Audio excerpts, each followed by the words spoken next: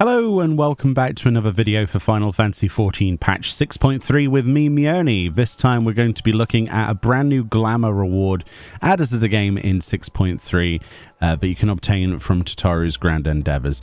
Now, specifically, if you're unaware of where this is, it is in Old Charlian. This does require, so far, for you to have completed both the Endwalker MSQ and as well as the previous Tataru Grand Endeavours storyline. So if you haven't caught up with those, I'm afraid you won't be able to get this until you have.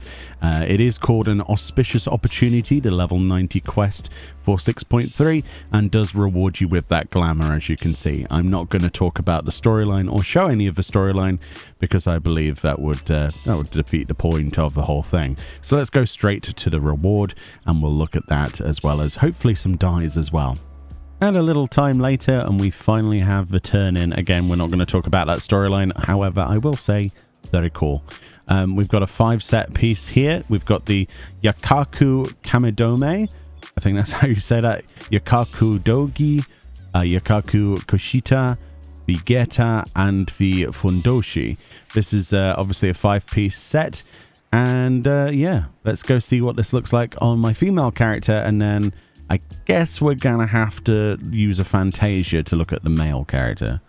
Alright then, here we are in the Ruby Sea. I thought this would be a good place to show off the outfit, to be honest. We'll start off with my female character, then we'll Fantasia to a male character, and then we'll do side-by-side die comparisons between male and female in a moment. Okay, so a thing to note then is that whilst I said it was a 5-set, there are 5 pieces of gear. It's not necessarily wearing all 5 at once. So for the first thing, you'll notice that this is a loincloth that is, that you can wear, and the other option is a large part of a robe. So this is one of the options, which is, as you can tell, very, revealing loincloth. There's no gender locks on this at all, by the way. And then the other option is the Koshita, which is the long dress robe skirt, if you will, with the beautiful cranes on the bottom. This looks really nice, actually. And obviously some people might be wanting to see the pieces separately. So this hopefully scratches that itch. Looks quite nice. There's also a chocobo on the belt that I hadn't noticed before. That's cool, isn't it? A little chocobo pin. And I like that particular texture there as well. And then this little satchel-y thing. I'm not sure what that is. And the rope. Very nice, actually. Might as well have a look at all of the pieces separate whilst we're here. So this is what the obviously the shoes would look like. Very typical kind of clogs, that sort of design, with ribbon on them, with little chevron arrows. Very nice stuff. I quite like those. Very typical in the East. And obviously we've got the chest piece alone without the bottoms. Looks like this, which of course comes complete with the tattoo that we had previously mentioned. It looks absolutely fantastic, doesn't it? I really like that. It's kind of, I'm not sure what kind of tree this is supposed to be. Correct me, in the comment section, as people usually do. I was going to try and guess, but, it doesn't look like Sakura to me, but it could be. I have no idea. But we've got these, like, half robe.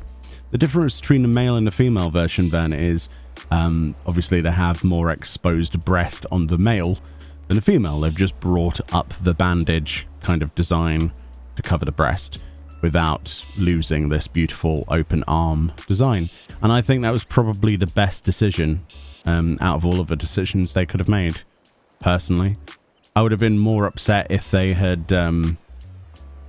just covered this up for the female version. It would have felt not right. But as far as gender, equality goes, I don't think you can really ask for much better than that. I'm quite impressed, personally. There is also a helm, which is this on the back, which is like a hair extension, a kamidome. I'm not sure what those are. I'm very culturally ignorant. But it is very nice, though. And because it's dyeable, you could probably make that look like an extension of your hair. You know what I mean? I like that a lot, actually. I might use that. All in all, it is a very nice looking outfit, isn't it? Like, I have no problems with this at all. Very nice. I'm pleased. I'm very pleased. I was dreading what they will do for the female version, but there we go. Right, let's go Fantasia, and we'll see the difference on the male, and then we'll do some dye previews. All right, here we are. Male Seeker of the Sun. This is the male version of Meoni if you put all the sliders the other way. Let's equip that gear and see what it looks like on a male then. I mean, obviously we've had that brief view of it from the images they've posted on the internet, but honestly I don't think it really does it the justice that an in-game shot will give. So here we are in G pose, and there we go. So obvious differences. There's not really any major differences, which I can confirm now at least, other than the exposed upper breast area is hidden on the female, which obviously means that they've moved the design slightly up on the female to accommodate, whereas on the male outfit it's obviously much more obvious bandage underneath the nipple area. Yeah, I mean, there are no differences, are there? It looks exactly the same. Very cool stuff. I'm impressed once again. And we'll stay Fantasia'd for another few minutes whilst we do dye previews. I suppose we should also take a preview quickly at the loincloth as well, whilst we're here. I can see a lot of people getting a lot of enjoyment out of the loincloth. I can imagine the meme pictures already. I can already imagine the sorts of things I might see on people's adventurer plates this evening. Aye. Well, enjoy the loincloth is all I'm going to say, if that's up your avenue, let's say. All right, let's do some side-by-side dye previews, and I'll get my girlfriend to stand next to me. When it comes to the dyes, then I think most people will be pleasantly surprised with the quality of how the dyes look. Although, bear in mind that any dark colours that you do put on this, you're going to lose a lot of the detail, especially with the cranes, because part of their detailing is, of course, black. And, but it does look good in a variety of colours.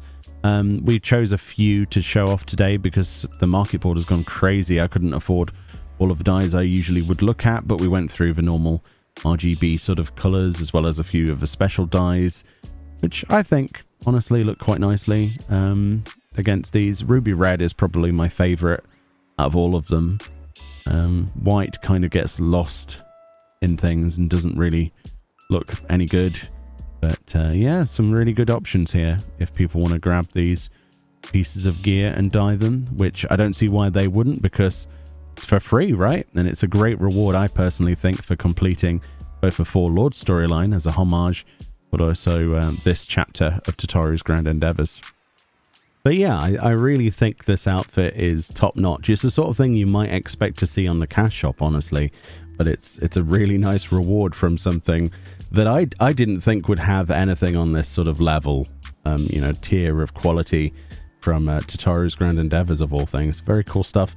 And hopefully, it continues to be as profitable and full of things to gather. I do like these side-by-side as well. It gives you a better demonstration of what they're like. Of course, I would show the loincloth side by side, but it's the same item, so there's not really much point, and it is a loincloth at the end of the day. I don't think you need too much of an imagination to know what a loincloth looks like.